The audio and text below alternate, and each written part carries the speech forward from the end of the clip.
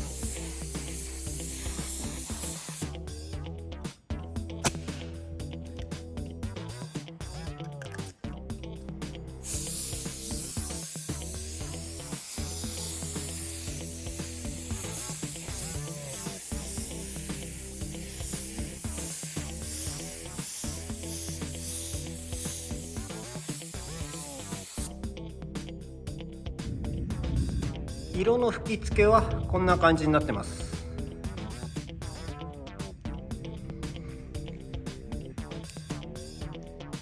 次にクリアを吹いていくんですけれど、クリアをそのままいきなり厚く塗っちゃうと、今塗ったこの色の部分、特にこれメタリック入ってるんですが、そのメタリックがクリアのシンナーで溶けてメタリックが動いてしまう症状が起きちゃうので、その症状を起こさないように初めに薄く捨て拭きというんですが、それを数回重ねてクリアの膜を作ってからクリアをしっかり塗っていきます。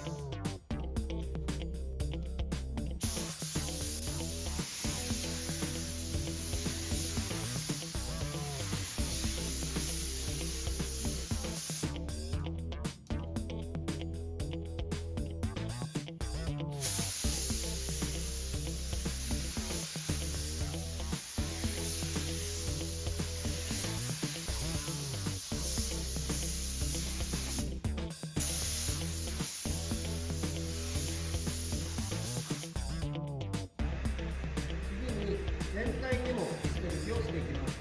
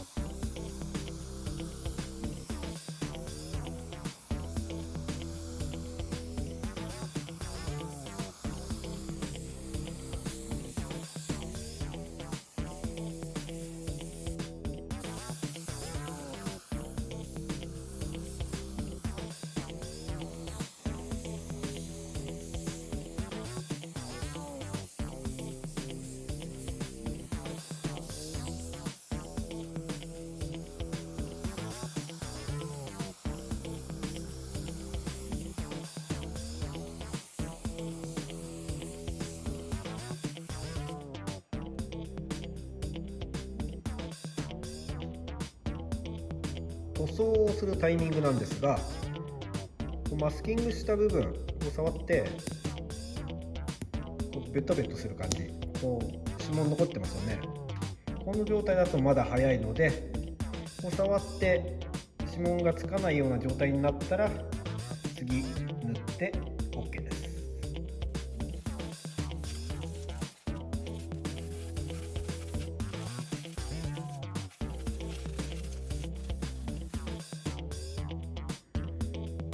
クリアはこんな感じに吹き上がっています。